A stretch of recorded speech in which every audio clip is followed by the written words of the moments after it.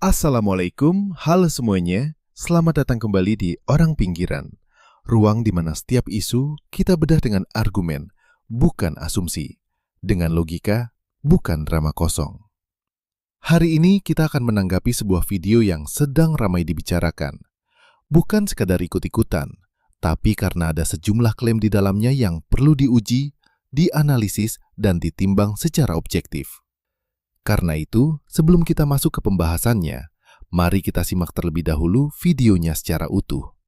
Kita lihat bersama apa yang sebenarnya disampaikan, agar setiap pendapat yang kita bangun nanti punya dasar yang jelas. Baik, ini dia videonya. Sejak 12 tahun yang lalu, ketika tahun 2013, seseorang yang bernama Joko Widodo dalam sebuah seminar di Universitas Islam Indonesia di Yogyakarta, waktu itu ada diskusi dan kemudian ada Prof. Mahfud MD, ada juga Pak Jokowi, dan kemudian ada Buya almarhum Syafi'i Ma'arif. Dan ketika ditanyakan oleh moderator seminar pada saat itu, bapak-bapak ini kan waktu itu belum presiden, masih gubernur Pak Jokowi, IP atau indeks prestasinya berapa? Pak Jokowi menjawab, Prof. Mahfud menjawab 3,8, Bapak. Luar biasa. 4 itu maksimal. Kalau 3,8 itu Prof. Mahfud hampir maksimal. Pak Jokowi menjawab, saya di bawah 2 saja nggak ada. Nah, ini Ibu dan Pak, nyuwun sewu, mohon maaf, menjadi pertanyaan besar bagi kita. Kok bisa orang dengan IP di bawah 2 lulus, dan lulusnya 5 tahun?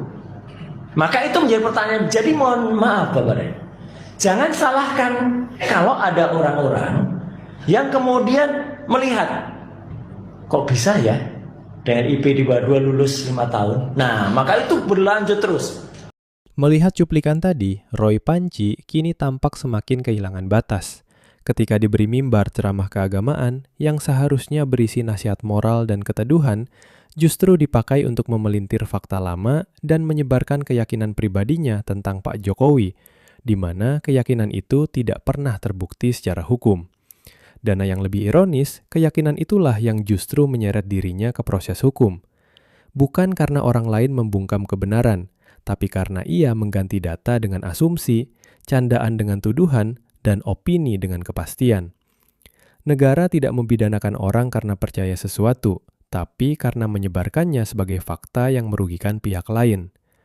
Mengangkat kembali isu IPK dan ijazah yang sudah diklarifikasi kampus dan pihak terkait, lalu membawanya ke mimbar agama bukanlah keberanian moral.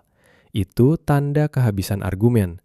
Ketika jalur akademik mentok, jalur hukum berjalan, maka mimbar pun dijadikan panggung terakhir untuk mempertahankan narasi.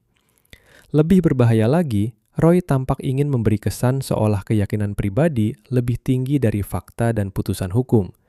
Ini bukan sikap seorang pencari kebenaran, melainkan fanatisme yang dibungkus retorika moral. Agama dipakai sebagai tameng, padahal substansinya adalah pengulangan tuduhan yang sama.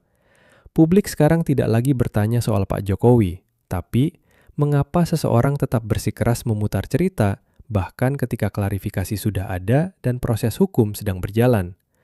Jawabannya sederhana, karena narasi itu bukan lagi soal kebenaran, tapi soal ego dan obsesi. Biarlah pengadilan yang menentukan hasil akhirnya, tapi satu hal sudah jelas di mata publik.